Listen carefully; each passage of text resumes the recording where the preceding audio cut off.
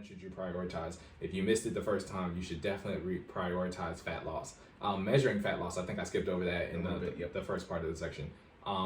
You can measure fat loss, again, by these high-end scales that I don't recommend. A more accurate way of measuring fat loss is measurements. So literally measuring your circumference, right? So what's circumference? I'm sorry, never mind. No tangents. no tangents. I mean circumference. Okay, measuring the. Do you remember the formula for it? Nah, don't make me lie. I'm trying. Put it like this: if I had multiple choice, I could get it. No. I think it's. Is it pi r squared? Pi r squared. Okay, we can go with that.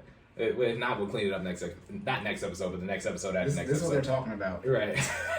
Anyways, measure around your body for those who don't know where circumference is. All right, this is the length. In this case, is the length around your body, specifically at kinetic chain checkpoints. For those who don't know what kinetic chain checkpoints, we're talking about neck, shoulders, lower pelvic hip complex, knees, and ankles.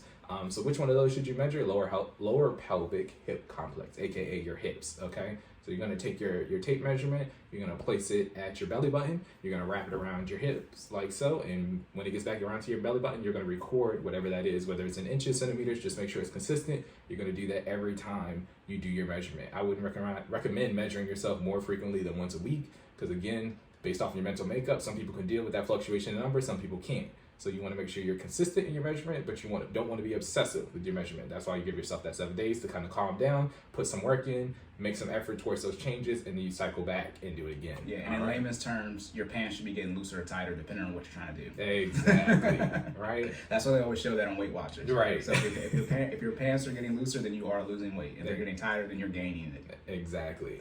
And that is an accurate way to measure fat, right? Because you're for men and women, where fat gathers, I'm going to try to keep this short. Where fat gathers varies depending on your gender, but both genders do gather weight at their lower pelvic hip complex, aka your stomach and oblique area, right? That can be different. There are different parts per gender, but that's the common area for both, right? So you always want to measure your hips.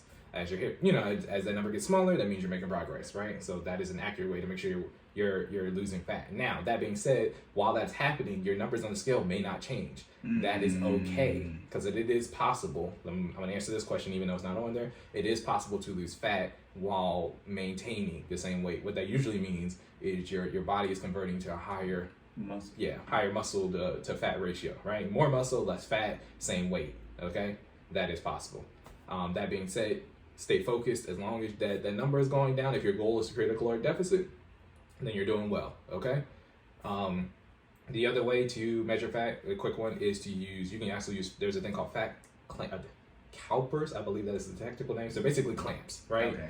And again, you would pick a point at your, one of the kinetic chain points, and the easiest one is your hips, and you basically would just pinch at the same spot every time and take that measurement, and it tells you how much, basically the amount of fat in that specific area. And as long as you measure at the same area consistently, then as long as that number is going down, right? It does the same thing as if you were measuring circumference. The circumference one is a little bit easier to do. Most people don't have clamps on standby to kind of pinch their hips, so don't do that. You can, but I wouldn't recommend it. If you do it, go see an NASM CPT like myself or someone else to do it for you, right? Always gonna plug that in there. All right, hey, give Jordan and his wife money. Thank you. Appreciate it.